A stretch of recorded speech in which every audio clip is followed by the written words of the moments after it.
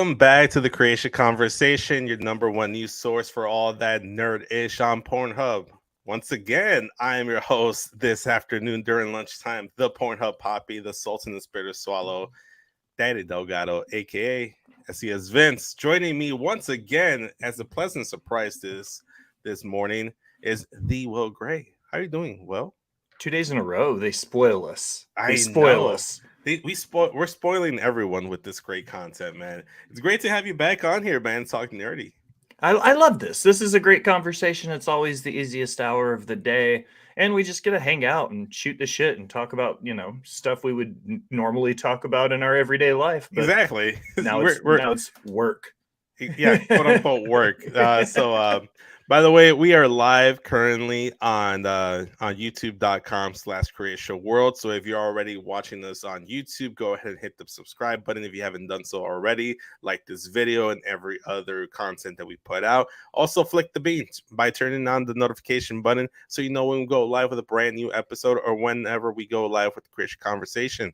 We're also live on twitch.tv/Creatia World. And if you're doing so there, you can follow us as well.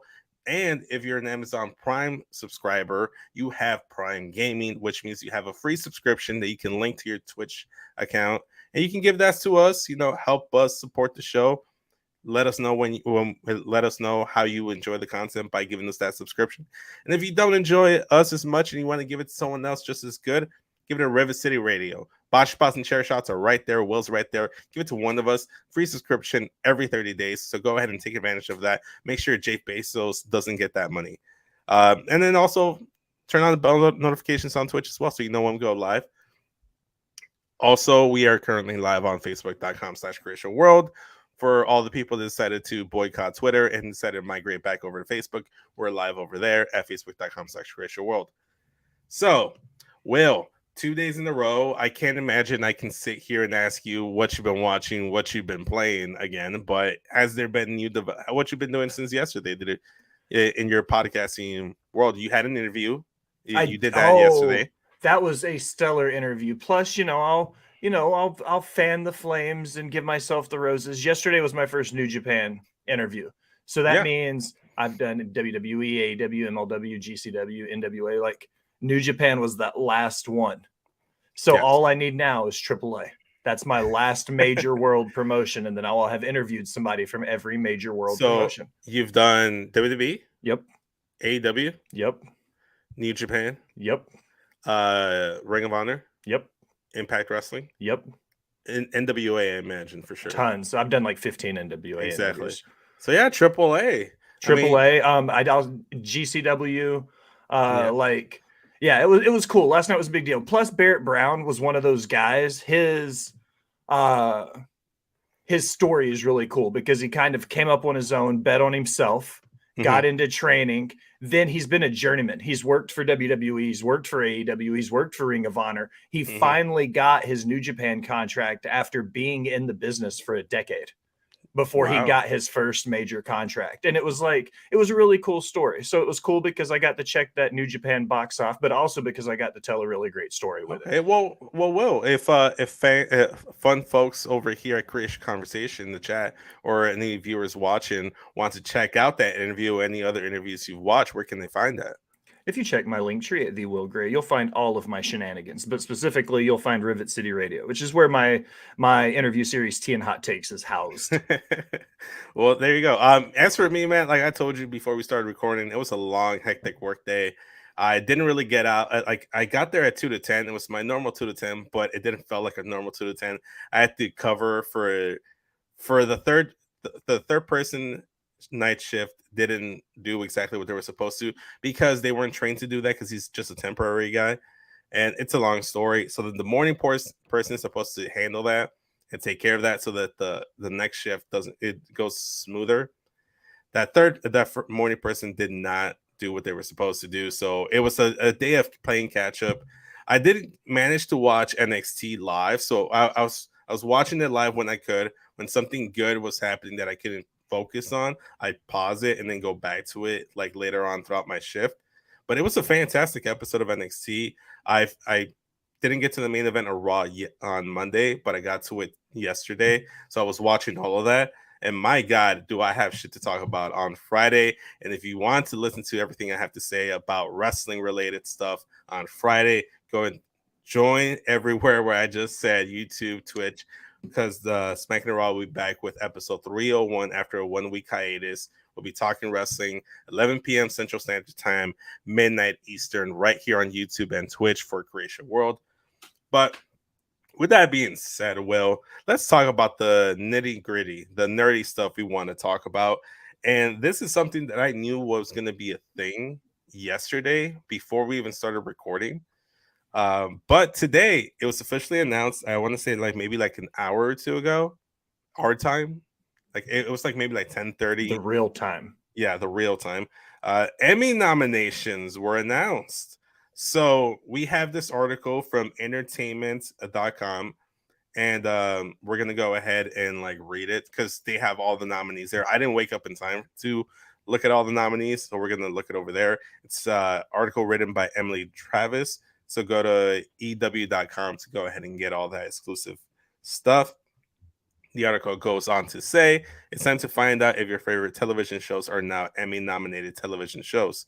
Community star Yvette Nicole Brown and Television Academy Chair Mark Sherman announced this year's nominees for the 2023 Emmys on Wednesday. The event, which began Wednesday at 11:30 a.m. Eastern Standard Time, 8:30 a.m. Pacific, on the Emmys website and YouTube channel, saw the pair pay tribute to the many shows that made us laugh, cry, and send an angry tweet or 20 over the last year. In order to be eligible for this year's awards, a television show, limited series, or made-for-TV film must have been released between June 1st of 2022 of last year and May 31st of 2023. That time frame includes previous Emmy winners like Succession and Ted Lasso, which both returned for their respective final seasons this year, as well as smash hits like The Bear, The Last of Us, Andor, and more. The awards will be voted upon by the national active members of the Television Academy. A final round of voting, which will be held from August 18th through the 28th, will determine who takes home the awards. When the Emmy ceremony airs live on September 18th, 8 p.m. Eastern Standard Time, 5 p.m. Pacific on Fox. And then the list goes on to say, Outstanding Drama Series, Andor, Better Call Saul, The Crown, House of the Dragon, The Last of Us, Succession, The White Lotus, and Yellow Jackets. Any name there that you're hoping wins it? The Last of Us, because it was one of those. Okay, it makes it come full circle. Just to be completely honest, like let's pull the curtain back. The first time I was on Creatia Conversations, Travis was like, "Hey, have you watched The Last of Us?" And I said, "No, not yet." I think it was 3 or 4 episodes in, not super far into the season quite yet. And I was like, "No, I haven't started it yet." He was like, "Do you think you could watch it all before Monday?" And I was like, so fucking glad I did. Such a good show. So of all the outstanding dramas, I would say The Last of Us, Better Call Saul, and The Crown are the 3 I'm most. House of Dragons, obviously. But that's on another level.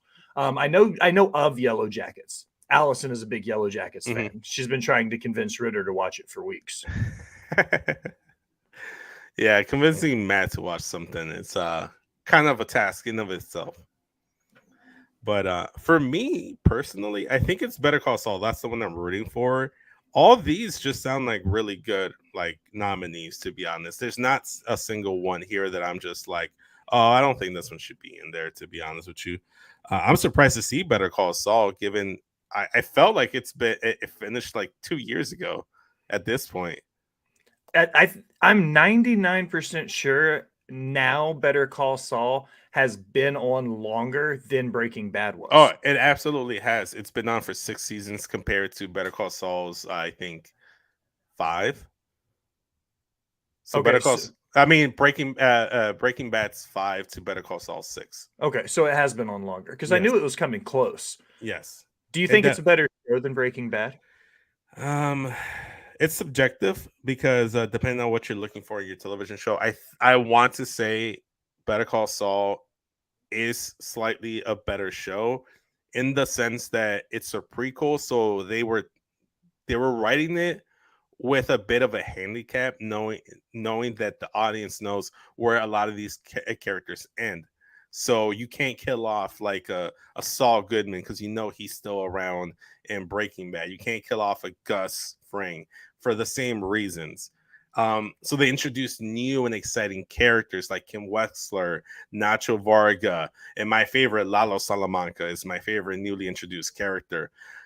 I thought it was fantastic. I thought the writing was great.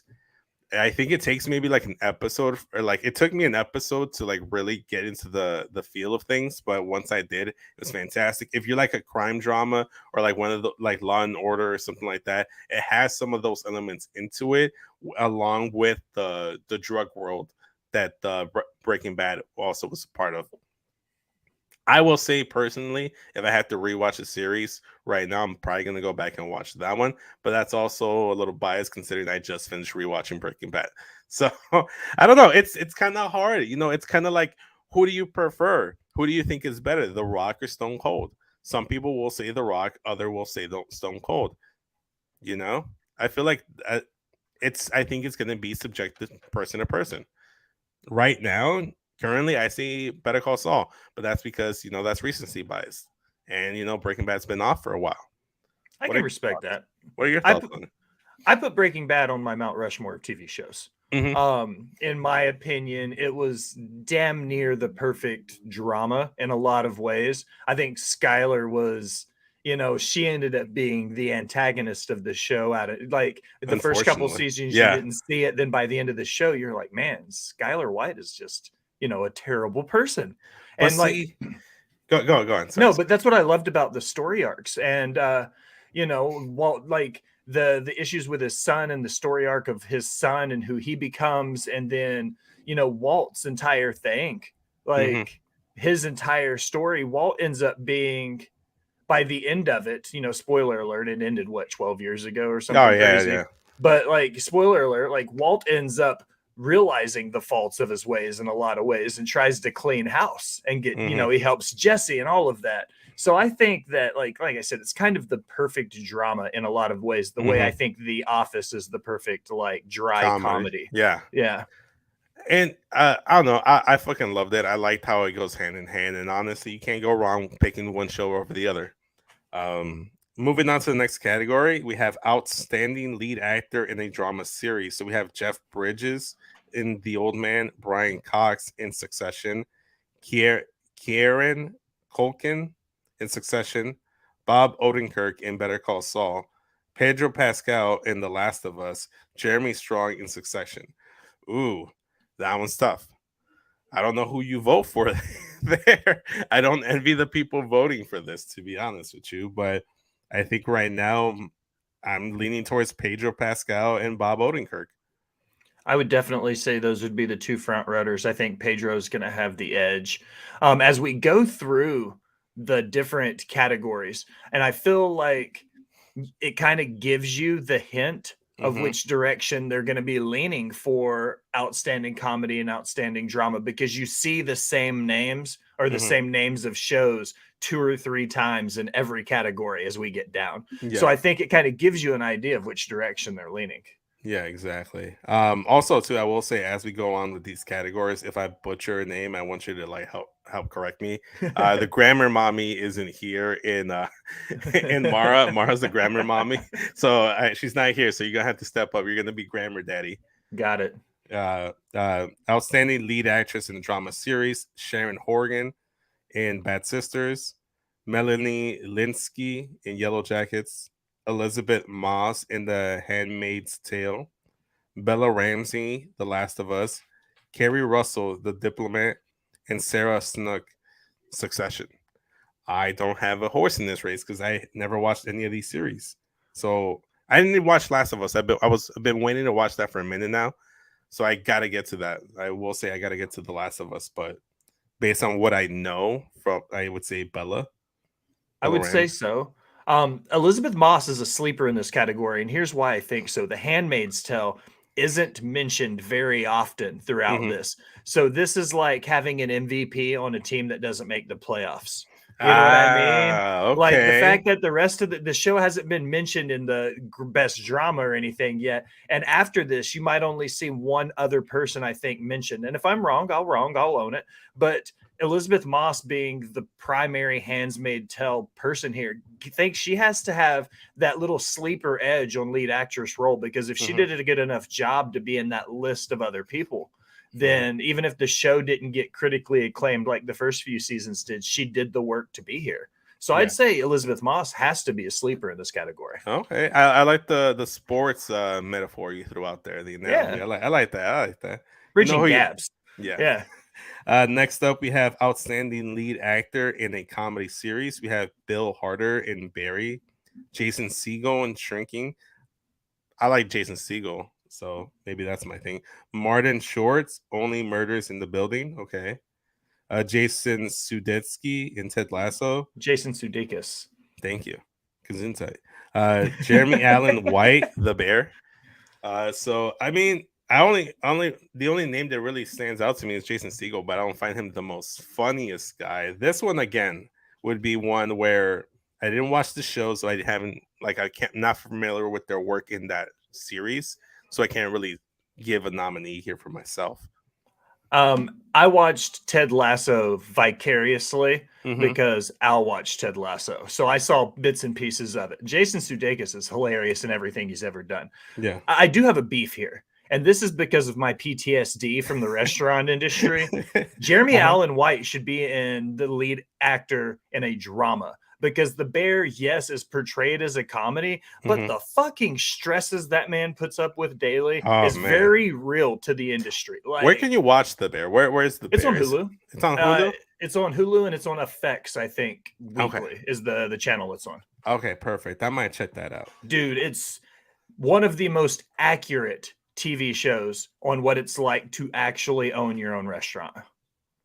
You know what? I'd like to peek in the current behind the curtain of what your life was, Will. So I'll probably check that out just I to had see. been, just a little sidebar, Jeremy Allen White inherits a restaurant. I didn't inherit a restaurant, but I moved to Gatlinburg and Mm-hmm. I inherited a restaurant that way. Like, I came in as the corporate chef. So I walk in and it's like people that have been working there that came with the building. They've been there for 30 Mm-hmm. years. And it's like I come in and try to start like making changes for the better. And Mm-hmm. it was exactly what that man lived with in that Wow. show. It's Sounds like ridiculous. a horror series, actually, the way you describe it.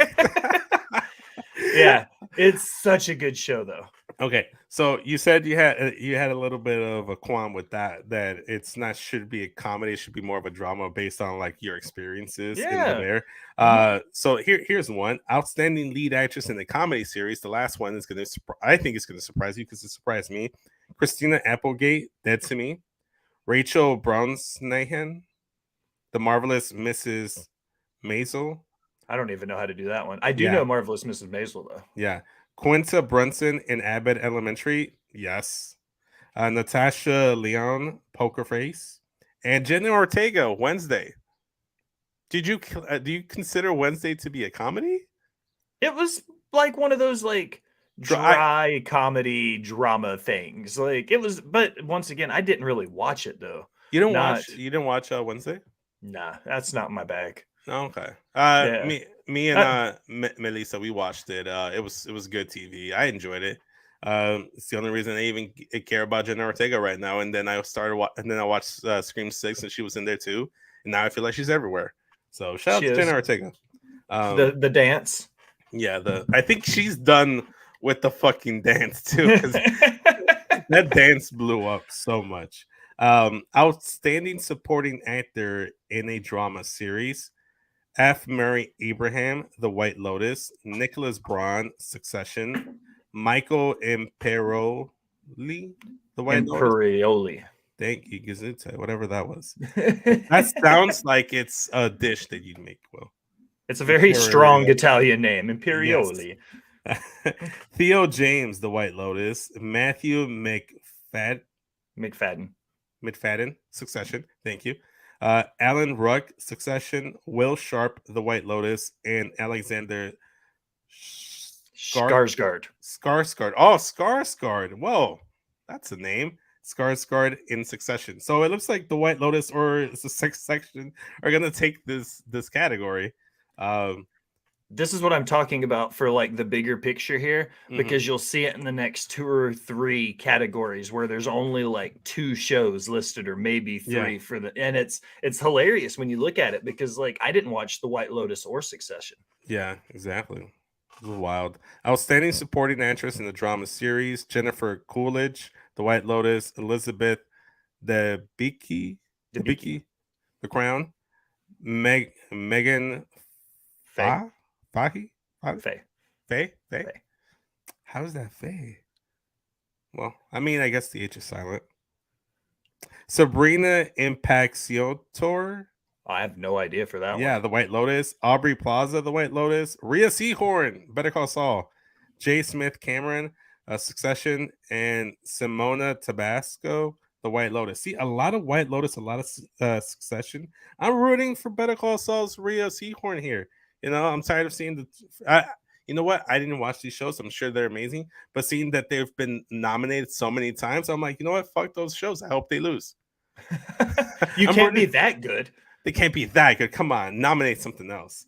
Outstanding supporting actor in a comedy series: Anthony Kerrigan in Barry, Phil Dunster, Ted Lasso, Brett Goldstein, Ted Lasso, James Marsden, Jury Duty, Eben Moss, Backrack, The Bear, Tyler James Williams, Abbott Elementary, and Henry Winkler in Barry. I'm going with Tyler James Williams just because I don't hate Chris.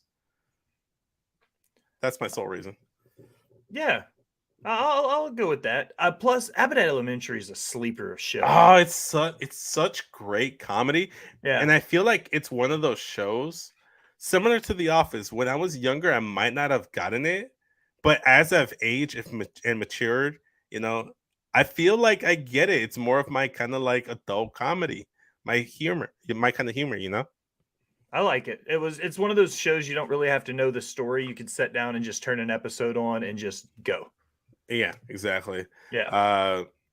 Allison says deja vu. I think she just joined the chat and is realizing it's us two again. Outstanding supporting actress in the comedy series: Alex Borstein, The Marvelous Miss Maisel, Ayo Edebiri, The Bear, Janelle James, Abbott Elementary, Cheryl Lee Rolfe, Abbott Elementary, Juno Temple, Ted Lasso, Hannah Waddingham, Ted Lasso, Jessica Williams in Shrinking. That was tough, but you know, once again, I'm rooting for Abbott Elementary as long as one of them takes it. Agreed. I'm leaning towards Cheryl Lee Rolfe.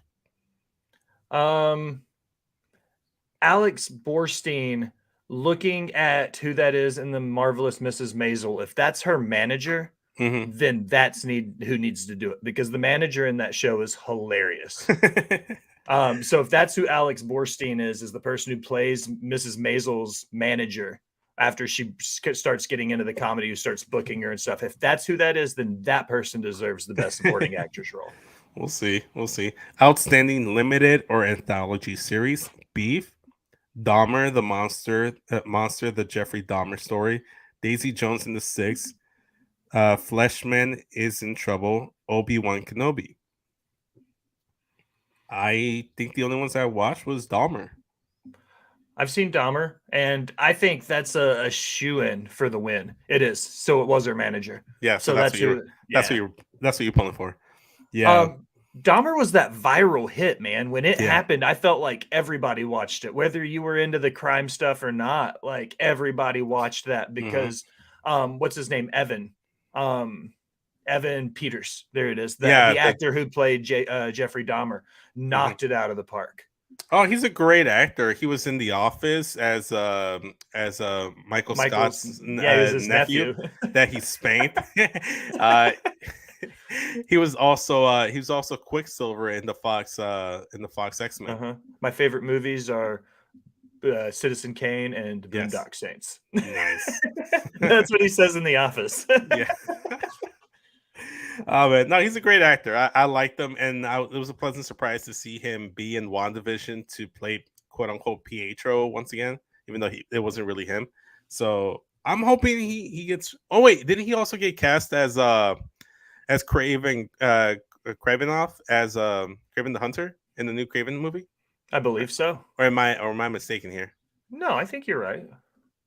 We'll have to double check. It's Googleable. I'm on it. It's Googleable. Outstanding lead actor in a limited series or movie: Taron Egerton in Blackbird, Kumail Nanjiani in Welcome to Chippendales, Evan Peters, Dahmer, we just talked about him, Daniel Radcliffe in Weird the Al Yankovic Story. I heard that was a thing. I never watched it. Michael Shannon, George and Tammy Steven Beef. So personally here, I think it would have to be Evan Peters, especially if Dahmer does win the Emmy itself. But I'm not, even though I'm not a Gryffindor, shout out to Daniel Radcliffe, maybe he'll get it. I'm a Slytherin, so I don't want Harry Potter to get a fucking thing. No, I'm just kidding. You and Melissa both are Slytherins. I'm a Hufflepuff. I'm a Hufflepuff. Yeah? Actually. Yeah. Just all around. Just an all around good guy. Yeah. Or so they say. Outstanding lead actress in the limited series or movie: Lizzie Kaplan, Fleshman is in Trouble, Jessica Chastain in George and Tammy, Dominique Fishback in Swarm, Riley Keough in Daisy Jones and the Six, Catherine Hahn, Tiny Beautiful Things, and Ali Wong in Beef. I think I know Ali Wong, but where do I know Ali Wong from? I don't know any of these, to be honest. Ali Wong sounds familiar. Hold on, let me look that up. This is the first one. I'm already on IMDb for some of these. Ali Wong. Oh, that's the comedian. That's the comedian. That's that famous comedian woman that did her stand-up comedy act while she was pregnant. So shout out to her. But she's done a ton of stuff. Yeah, she's done a lot. She's out there, man. So you know what? Give it to Ali Wong. Ali Wong. Sorry. Give it to Ali Wong. Yeah. Outstanding supporting actor in a limited series or movie: Murray Bartlett, Welcome to Chippendales, Paul Walter Hauser in Blackbird, Richard Jenkins in Dahmers, Joseph Lee in Beef, Ray Liotta in Blackbird, Young Mazzino in Beef, and Jesse Plemons in Love and Death. I don't have a horse in this race. Once again, let's just go with Dahmer because it was the viral hit. Yeah. Outstanding supporting actress in a limited series or movie. I feel like I'm not going to know anyone here either. Annalie Ashford in Welcome to the Chippendales, Maria Bello in Beef, Claire Danes, Fleshman is in Trouble, Juliette Lewis, Welcome to Chippendales, Camila Morone and Daisy Jones in the Six, Niecy Nash Betts in Dahmer. I'm assuming that was the neighbor of Dahmer. That was the neighbor, yeah. Yeah. Merritt Weaver in Tiny Beautiful Things. So Dahmer once again, because I don't know what else.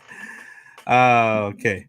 We have 1, 2, 3, 4, 5, 6, 7, 8, 9, 10, 11, 12, 13. Jesus, we have plenty of categories to keep going on. So I'm gonna skip a few because right now we're gonna go into a few guest actors that showed up in series. So we're gonna go ahead and just skip those and then just move on to something else. Let me see. Yeah, because the guest actors ones, like, unless you watch that episode, you really don't know. Outstanding television movie: Dolly Parton's Mountain Magic Christmas, Fire Island, Hocus Pocus 2, Prey, and Weird, the Al Yankovic Story. So I'm just gonna go with Al Yankovic. Weird. Yeah. Gonna go with that one. It got darker here, didn't it? You did lose some light. Yeah, it looks like it's gonna rain, so let's see. It'll be fine. Outstanding competition program: The Amazing Race, RuPaul's Drag Race, Survivor, Top Chef, and The Voice. Top Chef. I knew you were going to go with Top Chef. I'm going to go with RuPaul's Drag Race. I think those shows are always entertaining. I love it, and one of my friends is a drag queen as well, so I like watching that world as well. So I'm gonna go with RuPaul's Drag Race. Outstanding host for a reality or competition program: Bobby Burke, Camaro Brown, Tan France, Antonio Borowski, and Jonathan Van Les in Queer Eye, Nicole Byer in Nailed It, Badman Les like help me out here. Padma Lasmi. And Top Chef. There you go. Thank you. Amy Palmer and Maya Rudolph in Baking It. RuPaul and RuPaul's Drag Race. So I'm going to go with RuPaul. RuPaul or Padma. But the thing is, Padma just left Top Chef. It was just announced that Kristen Kern, one of the chefs from a previous season, is coming on to replace Padma. And she's been the host in the entire inception of the show from the very beginning. So Padma leaving Top Chef is big. So I kind of give her the Emmy. Let her win it. I'm not sure if she's won any up to this point, but if she's nominated now, let's let her go out on a bank. Yeah. Give the lady the Emmy. Yeah. Speaking of hosts, outstanding host for a game show, Mayim Bialik in Jeopardy, Steve Harvey, Family Feud, Ken Jenkins, Jeopardy, Kiki Palmer, Password, and Pat Sajak. Sajak. Thank you. Sorry. How do you not know who Pat Sajak is? I don't know. I just had a brain fart, man. Oh, okay. Wheel of Fortune. Plus, I never watched Wheel of Fortune, to be honest with you. Dude, that was the go-to, like that and Family Feud, and what was the other one? Not Let's Make a Deal. The one where you have to bid on the prices, like, and you have the showcase showdowns. The Price is Right. The price is right. Wrong, bitch. Well, okay. Look, I grew up with mostly Univision and Telemundo as my game show, so I watch Sábado Gigante, 12 Corazones. You probably don't even know any of these. Also, I think it's like I forget what it's called, but it's like Battle of the Sexes. It's like man versus woman or stuff like that. And I probably watched like 100 Mexicanos Dijeron. It's like all the Spanish versions of all these shows essentially. So that's my whole thing. But I'm going to give it to Steve Harvey. He still shows up on my TikTok reel feed. So go ahead and give him that nod. And I'll end off with this one. Outstanding talk series. The Daily Show with Trevor Noah. Jimmy Kimmel Live. Late Night with Seth Meyers. The Late Show with Stephen Colbert. And The Problem with Jon Stewart. I'm going to give it to The Daily Show with Trevor Noah. I like Trevor Noah. I like Trevor Noah for sure. Mm-hmm. The rest of these guys are just kind of carbon cutouts of the same show. I feel like Trevor Noah and Jon Stewart are the only two that have any real personality left. Mm-hmm. The rest of them are just, the same regurgitated monologues and, dick and fart jokes night after night. Exactly.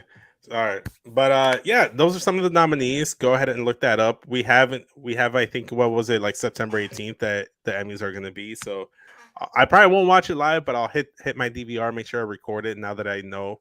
And I want to know who wins. And something tells me we'll talk about it. Yeah, we'll follow up. In the meantime, though, guys, I will say we need an ad break. We need to make some fun so we can continue doing what we do here. And the best way to do so is to head over to patreon.com/CreatiaWorld, where if you go over there and you donate $1 there, you get some free content. You get Multiverse with Mara and Travis. By the way, speaking of Multiverse, you get it's a recap of the DC animated films. Well, I just finished watching Justice League and Aquaman: The Throne of Atlantis, the next Justice League film. That was fantastic. I loved it. And you can watch Mara and Travis recap it there on patreon.com/CreatiaWorld. You can also watch Travis and Matt talk WCW in Return to Wrestling. The back catalog is all there. You can check it out. No questions asked. But also you get the ad-free version of the show. So if you don't want to deal with the ads, you can go ahead and watch them over there. But in the meantime, if you're watching live and later, you're going to have to stay tuned with these ads. So let me just find the thing real quick and head it over to Travis so he can tell us about our sponsors. He's going to run into the room real fast. Watch. Mm-hmm. About Adam and Eve. Did you see Adam and Eve is the leading adult toy store that offers a wide range of products to help you explore your sexual desires. Whether you're looking for something to use solo or with a partner, they have everything you need to satisfy your cravings. From vibrators to lingerie, bondage gear to lubricants, adamandeve.com has it all. And the best part, you can shop with confidence, knowing that all their products are of high quality and backed by a 100% satisfaction guarantee. That means whether you bought a dildo, sex swing, penis ring, vibrator, anal sex toy, bondage toy, couples toy, lube, or accessory, you can get a refund within 90 days if you're not 100% satisfied. No questions asked.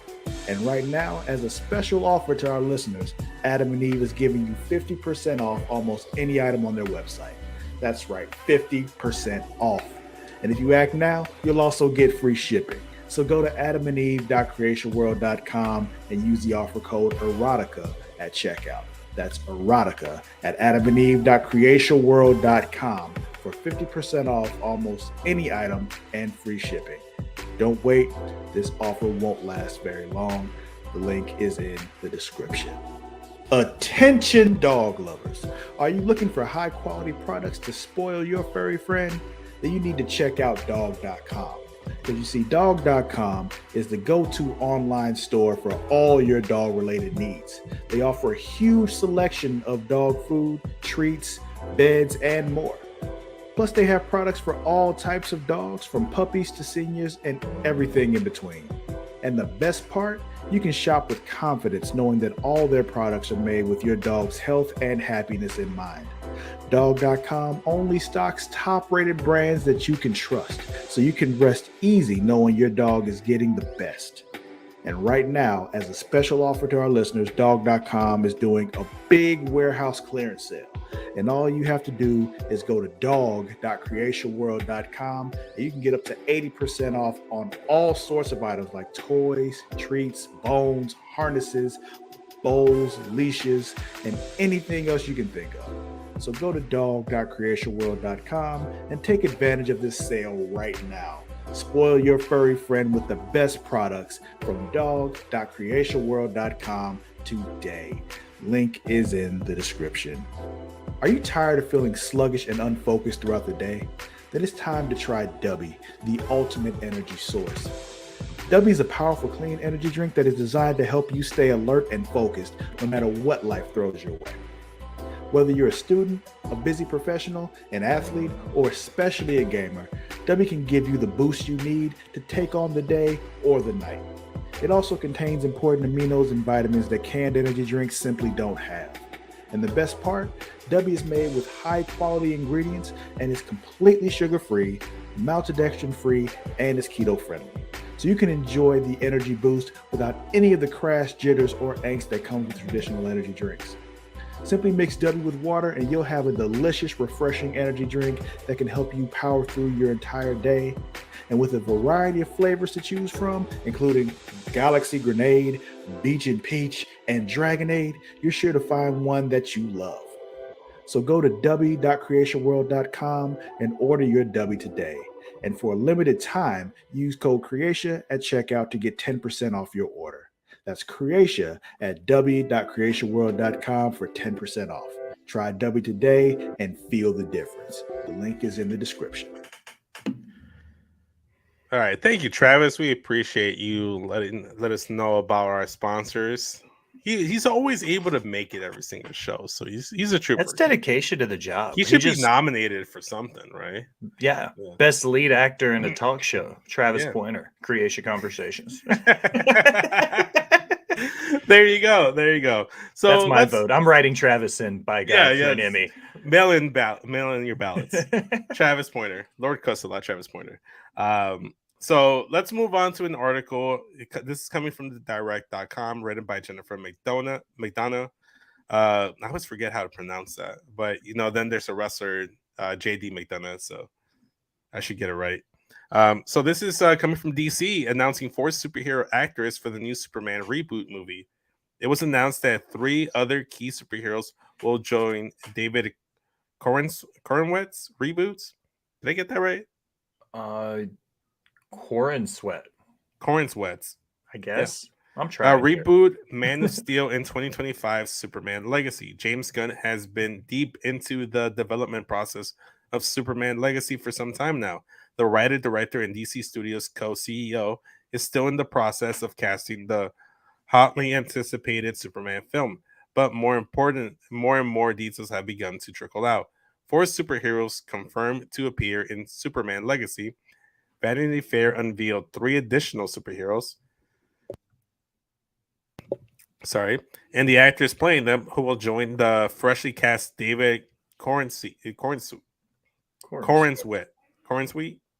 I have no idea. I'm no David. We'll just call him Dave. Yeah, in James Gunn's and DC Superman reboot.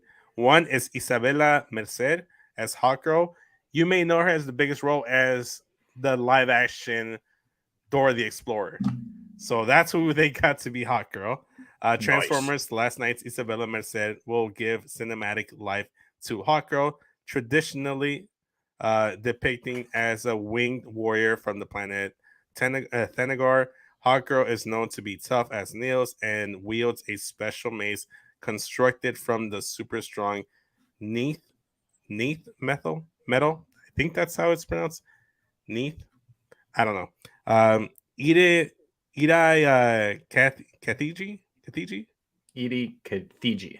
Kathiji as Michaels Holt's Mr. Terrific. So Mr. Terrific is going to be there. I only really know him based on I think it was Justice League Unlimited, where he had like the small like role of being like the dude at the watchtower that assigns everyone everywhere after Martian Manhunter decides to take a sabbatical. That's all I know. Edie, who previously played the superhumanly adaptive Darwin in 2011's X-Men First Class, will lend his acting talents to Michael Holtz, aka Mr. Terrific, possessing a genius-level intellect and a knack for inventing. Terrific is the creator of the T-Spheres, small floating drones, which are capable of a variety of functions. So cool. So he's just a very smart guy and a very good asset. Don't know much about Mr. Terrific. Obviously, Hawkgirl I know plenty of. Nathan Fillion as Guy Gardner's Green Lantern. Now, this is interesting because everyone sees John Stewart's Green Lantern or they see Hal Jordan's Green Lantern. People forget that Earth actually has a third Green Lantern in their sector, and that's Guy Gardner. He's more of a comedic kind of Green Lantern. So the uber fan favorite, Nathan Fillion, will play Guy Gardner, a somewhat controversial Green Lantern who's often portrayed with an arrogant demeanor and a sizable chip on his shoulder. Many Lantern fans believe that Gardner's brash, hot-headed personality makes him unworthy of the power ring and the responsibilities his title holds. This is the one guy on this list that I know well because Firefly and Serenity. Yeah. That I didn't watch either, but out of the names that were announced, he was the one person that I kept seeing everyone was excited for. That and the fact that Isabel was Dora the Explorer. I thought people thought that was funny, so they mentioned that a lot. So David Cornsweet as Superman, not a bird, not a plane, but David Cornsweet's Superman, according to Legacy director James Gunn. The film is not an origin story and will follow Clark as he enters a world where superheroes already exist. This is in contrast to the initial DCEU, where Kal-El, then played by Henry Cavill, was the only big time hero in the scene. What kind of roles will these DC heroes play? He goes on to just kind of make speculations and just like talk about what this film could be. But that's the crux of the story there. Is the fact that we got 3 new actors for this film. So we're going to have Hawkgirl, we're going to have Mr. Terrific, and we're going to have Guy Gardner's Green Lantern. Interesting to see the choice in Green Lantern being Guy Gardner being the Green Lantern in this film. I like this is one of the cool aspects about the DC universe. And yesterday I very firmly admitted, like, the only DC comic that I'm super comfortable with is Batman. Yes. But I do know that the Green Lantern story, because of Ryan Reynolds, that there were multiple Green Lanterns. Yes. So the idea of them incorporating this version of him or Earth's Green Lantern, I think that's a cool twist because it gives you a little bit more leeway because we've never seen the Guy Gardner Green Lantern in live action. So it's kind of a clean slate. And we talked a little bit yesterday about how James Gunn, we were like, do we think James Gunn is going to be able to push DC, the DCU into that next level that the MCU is in? And we were both like, it's one of those, like, we'll have to wait and see. If he puts his aces in his places, though, I don't see any point where he's not going to be successful with these guys. Yeah. We'll see. I'm looking forward to it. I'll go in there with an open mind. For me personally, I just like I'm a Jon Stewart fan, and I feel like we don't get enough of him on either animation or live action. So I'd like to see more of that. It's usually Hal Jordan that's the main Green Lantern that gets highlighted whenever you do all this stuff. But yeah, no, Guy Gardner, cool. Speaking of DC superheroes, we are finally able to watch the Blue Beetle trailer that released yesterday. They were anticipating for yesterday's show, so we're gonna watch it today. Thankfully, Will's here because I want to watch it with him. Let's see here. Let me share the screen. Let's see here. Yeah, it was like released like maybe like 3 hours after we ended the show. Of course it was. Yeah. Okay. I want to fly. Let's do this. Yeah.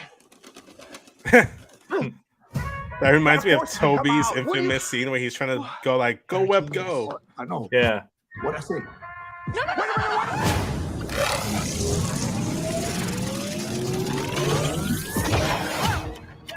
Oh, did you know what was going to happen to my brother when you stuck him with this world-destroying thing? It's called the scarab. I had no idea it would activate. It has to choose you. So how do we get it to unchoose me? Host acquired. Who said that? Systems check in 3, 2. Uptown, baby. I was down, but they see I'm up now, baby. Host overreacting. Overreacting? You kidnapped me! When I hit you with that, you know.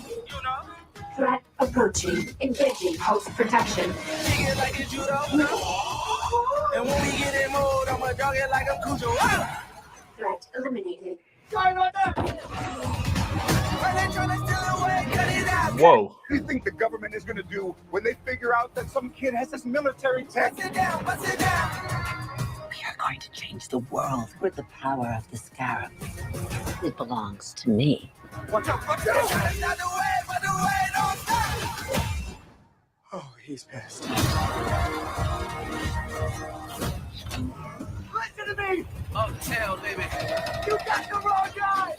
I'm a nobody, but I swear! I was down, but they see I'm up now, baby. The world is a place to protect. I have an arsenal at my disposal. Anything, please!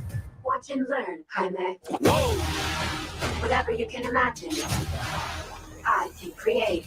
Yeah, that's more like it.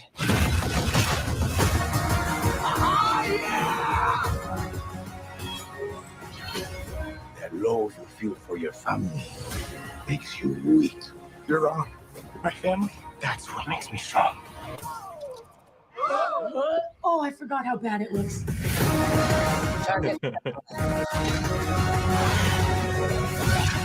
sorry, my mom. Jaime?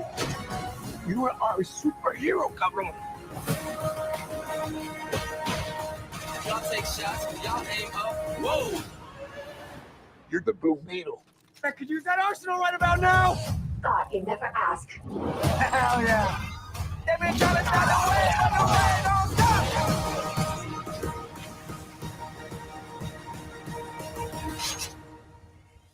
Bust it down, bust it down. Mama. I advise we got people. Uptown, I was down, but they see I'm up now. Okay, that looks good. I like it. I'm excited for it. Obviously, I'm biased. I was first introduced to Blue Beetle in the Young Justice animated series. Then obviously it was in the Teen Titans DC animated films. And of course, he made his appearance in the Injustice 2, and he was one of the characters there. It's kind of hard to not be like emotionally invested in a character that's of Mexican origin, that's Latino origin. We don't have too many of those. And like, yeah, I know Miles Morales is like half Puerto Rican and half African American. And I resonate with him. I relate with him, but he's Puerto Rican. He's not Mexican. Jaime Reyes is. So I don't know. I liked it. Blue Beetle's become one of my favorite comic characters of all time. The best way to describe the Scarab and the Blue Beetle armor, it's like kind of like the Venom symbiote, but it's like a fusion with the Iron Man suit because it can do a little bit of both. It's really up to the user's imagination. As you saw, the suit looks fantastic. It looks comic accurate, and it's probably one of the best looking suits I've seen in comic films. Like, it's crazy. Can I ask you a question? Yes. Is the Blue Beetle to DC Comics what Peter Parker is to Marvel? No, not necessarily, because Peter Parker to Marvel, he's like one of the main people. Like, he's become like the guy essentially. Spider-Man has become the guy in Marvel.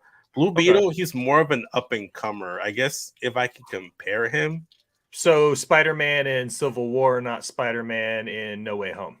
Yes. Okay. Yeah. You know what? He's more of a Miles Morales Spider-Man than the Peter Parker. Ooh, that's a good idea. Yeah, that's a good analogy. Yeah, but you see what I'm saying? Yeah. Like in DC, you know, Batman to Iron Man, you know, like kind of there's always that counterpart. Right. Exactly. And I was like, is the Blue Beetle Spider-Man's counterpart in DC? You know, the origin story. Like, granted, Peter Parker was an adult originally, but they've transitioned to him to being this young teenager who gets these powers unknowingly. Or not necessarily against his will, but kind of against his will. So that was my comparison here. That's why in my head I was like, so is this like DC's version of the Spider-Man story? Yeah. So it's honestly it's a great character, and DC's like very good at getting like these young heroes, which is what I like about DC. Like Young Justice, Teen Titans, you're able to get so many of these characters: Beast Boy, Robin, Starfire, Raven. You have so many different. It's Speedy, Kid Flash. You know, you got so many options, and it's just so crazy to see them.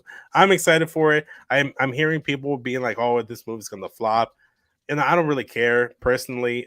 Supposedly, Blue Beetle is gonna carry over to James Gunn's DCEU, so hopefully we get to see more of him, and I'm excited for this, man. I like it. I'm here for it. The idea of the series, I know as hyped as you've been this whole time, has kind of allowed me to be hyped vicariously through your excitement some. So what I've learned about it seems cool, but watching the trailer, I'm like, that looks like a ton of fun. Yeah, for sure. It doesn't look like a DC movie to me. No, it just kind of seems like a comic film, period. Yeah. Regardless of who's producing it. Exactly. And that's the way I'm looking at it, to be honest with you. Moving on to our final story, comes from comicbook.com and is written by Nathaniel Braille. Oppenheimer's Christopher Nolan reportedly unhappy with Barbie sharing release dates. So he doesn't like sharing, apparently. Christopher Nolan is getting ready to release his next big film since he released Tenet, and it's based on J. Robert Oppenheimer's creation of the atomic bomb. Oppenheimer will star Cillian Murphy as J. Robert Oppenheimer, and will also feature an ensemble of cast that includes a bunch of familiar faces. Nolan's Oppenheimer is already receiving praise as early reactions have finally been released, and it looks like he may have another hit on his hands. If he can beat his main competitor, Barbie, Warner Bros. Pictures decided to release Barbie on the same day as Oppenheimer and has not budged on its release date. Nolan has been pretty polite about the film's press tour, but it seems that in private spaces he has revealed his disdain, at least according to a new report from The Insider. The report claims that the critical acclaimed director isn't too pleased with Oppenheimer sharing a release date with Barbie. According to Insider, their sources claim that Nolan isn't too pleased with Warner Bros. Pictures dating Barbie on the same day as Oppenheimer, especially with mid-July being known for Nolan releasing one of his latest epic films for years. There was even an attempt by the movie theater community to get Warner Bros. Picture to move Barbie's release date, but the studio would not relinquish its spot. While all this is from an anonymous source and should be taken with a grain of salt, it is safe to say that there could be bad blood between the director and the studio. So, yeah, there you go. Christopher Nolan isn't happy to share the screen with Margot Robbie's Barbie. Now, I don't know. This news makes me want to be like, fuck Oppenheimer. I'm going to go watch Barbie. And I didn't want to watch Barbie, but now I'll go watch Barbie. Christopher Nolan is coming across as that incredibly pretentious artiste. Yes. You need to appreciate my art. You can't appreciate the art that is Oppenheimer if Barbie's playing in the next theater. Like, get off your fucking high horse, Richie. Like, come the fuck on. If your movie's that good, people will want to see it. Regardless. Exactly. Regardless of what's playing, you know? Competition breeds, like, it's naturally occurrent to happen. One, especially in a like such a competitive field like Hollywood and making movies. And three, you want to be the best. How can you claim to be the best if you're not going against the next biggest release of the summer? Fuck it. If I was him, I would want to go head to head with Barbie. So when Oppenheimer smokes it, he could be like, told you. Exactly. But you know what? I hope Barbie outdoes Oppenheimer in the box office. I think, like I said, I felt like Melissa wanted to watch it, and I kind of gave her like shit about like, don't make me go watch this film, because I didn't really care for it. But now I'm like, let's go watch Barbie. Fuck Oppenheimer. Fuck Christopher Nolan. I want to like be one of the reasons why his film does worse than Barbie.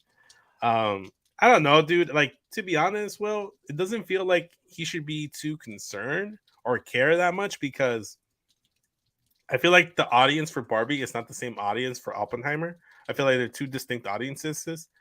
And if there is like some overlap, I'm sure those people are going to watch both films anyways. So like, I don't see what the issue. I think he just doesn't like sharing the spotlight with Barbie because he thinks Barbie is a less than film than what he produces. I don't think he would have an issue if it was like another film that he felt was like on his like stature, on his level. But because it's Barbie, he feels like it's less than. Well, Christopher Nolan, again, needs to get off his high horse, because if he wants to be the powerhouse director, he can't walk around and get pissy pants if somebody shares a release date with him. Exactly. Like, that's ridiculous to me, man. Like, the fact that he has this sheer audacity to go, no, Christopher Nolan releases his fucking movies in July. Nobody else is allowed. No, fuck you, dog. Like, that's the most ridiculous shit in the world. I don't care how good you are. Jordan didn't go, nobody else can wear 23, man. Exactly. The league said nobody else can wear 23. Well, man. actually, they never said that. I thought it was a rule. No. So what they did is when Bill Russell passed away, this past year, they retired number six across the year. Yeah. Across the league, I should say. But with 23, only the Chicago Bulls have retired it. And the Miami, or not Miami. Was it Miami Heat that did it? Yeah. And the Miami Heat, for some reason, decided to like retire it because they felt like no one should wear 23. But okay, I thought though, but Bill Russell also a good point. You know what I mean? Like, although I am upset about that because my favorite number is number 6. So whenever I play 2K, I give my creative player number 6. So even in 2K, I can't wear my number. So because Bill Russell's number is retired across the league, I can't wear my number 6 in the game. So there's that. So there's one negative to that. But there's no negative to knowing where people can follow you. Will, let everyone know where they can follow you. That was a great segue. Very well done, Poppy. Thank you. For those of you who don't know, I am the Will Gray. You can find all my shenanigans at my link tree, the Will Gray. That'll be Botch Bots and Chair Shots, Rivet City Radio, Creatia World on occasion, all of my written stuff for the dirt sheets that I do. Just find it all. Yeah, the Will Gray. And as for us, you can follow us on social media at Instagram, TikTok, and Twitter at It's Creatia World. Hit the bell notification so you know when we go live, because we usually tweet on the social media accounts when we're going live with an episode. So go ahead and check that out. If you do miss a live episode, we are posting the replays and the after videos, whatever, on pornhub.com/model/Creatia World. I forgot to plug it yesterday, but this is Matt Ritter's favorite platform for you to watch us. So it's what makes us the #1 news source for all that nerdish on Pornhub. So go ahead and check that out. Like I said, we're on Facebook.com/Creatia World, and we have 2 groups over there. So if you're excited about the Emmy nominations that you want House of the Dragon to get it, and you want to talk to some like-minded people, you can head over to Facebook.com/groups/themdragons. And you can also go to Facebook.com/groups/SmackingTheRaw. For our Facebook group, we have a live chat for every single wrestling show. Tonight's Dynamite, so I'm sure Mike's going to have a live chat ready to go for that. As for myself, you can follow me on Instagram and Twitter at SESvince. The link tree in my bio takes you to everything Smacking the Raw, Creatia World, Get Your Podcast, and Straight Talks. So go ahead and check that out. As well, I encourage you to head over onto YouTube if you're already watching this here. Go to youtube.com/SESvince. Subscribe over there. Turn on bell notifications because that's where I put the video versions of the Straight Talk podcast over there. We're going to be talking basketball this weekend. I'm going to try to make it happen early morning, so it'll be live over there. So go ahead and check it out. Will, anything else? No, it's just a pleasure, Poppy. Every time I get to spend the time with you on screen is time well spent. Easiest hour of my day. Likewise. Easy hour. So we'll catch you guys tomorrow for more Creatia Conversation. Later, y'all.